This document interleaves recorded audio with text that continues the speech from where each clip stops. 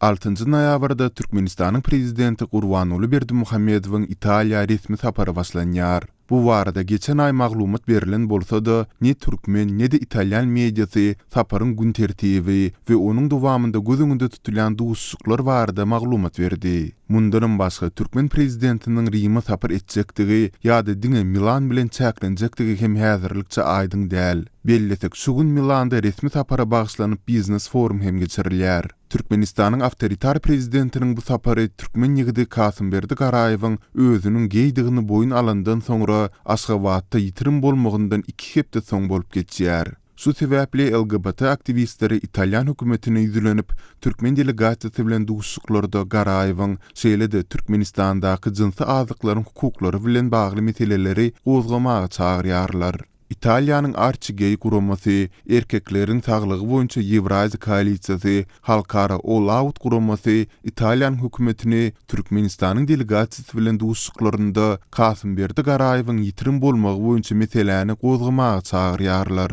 All Out guramasynyň medeniýet kampaniýasy boýunça ýol başçysy Yuri Gvoyan Azatlyk radiosy bilen söhbetdeşlikde Türkmenistany Kasymberdi Garaýewiň nirede saklanýandygyny derhal düşündirmäge, egerde ol tutulukda bolsa onuň destini azat edilmegine çagyrdy. Bizim soragymyz juda ýöneköy. Biz Kasymberdi Garaýewiň nirededigini bilmek isleýäris. Biz Türkmenistanyň LGBT aktivistleriniň juda agyr günleri başdan geçirýänliklerini bilýäris.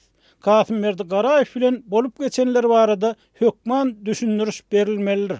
Biz ýene-de başga bir näçe gurama bilen Kasymberdiň ýagdaýyny derlemek we onu azatlyga çykarmak goýunça kampaniýa başlaýar. Ol özüniň jynsuryny açyk boyun alyp Türkmenistanyň LGBT aktivistleriniň ýüzüýüz bolýan ýagdaýlary barada diskussiýa başlamak isledi.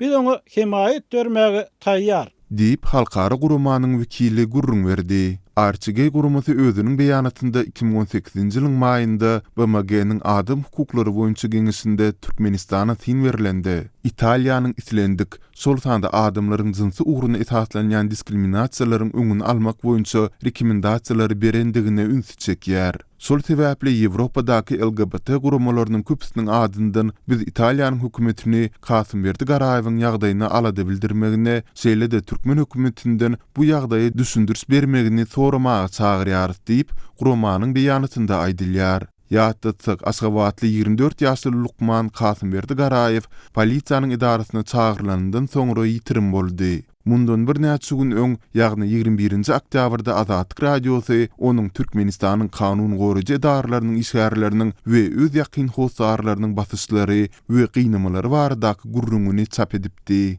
25-nji oktýabrda Azatlyk radiosynyň kanun goraýjy edaralaryna ýakyn bir çeşmesi Milli Howpsuzlyk ministrliginiň Kasymberdiňi gözleýändigini we oňa howp awanýandygyny aýdypdy. Çeşmäniň sözlerine görä, howpsuzlyk işgärleri ilk başda Kamil ady bilen tanışdyrylan ýigide gawat gelip biläjek ähli lukmanlary barlap başlapdyrlar. Adam hukuklaryny gözegçilik edýän Human Rights Watch guramasy 1-nji noýabrda beýanat ýaýradyp, onda Türkmen häkimetlerini Kasymberdi Garaýewiň tutulukda saklanyp saklanmaýandygy barada derhal jogap bermäge we eger şeýle bolsa, onu destini azatlyga goýbermäge we degişli düşündirişleri bermäge çagyrdy. Türkmenistan homoseksual gatnaşyklary jenaýat hasaplayan ýurtlaryň hatarynda bolmagyna galýar. Dünýäde şeýle döwletler 60 töweregi bolup, olaryň sany gitdigiçe azalýar.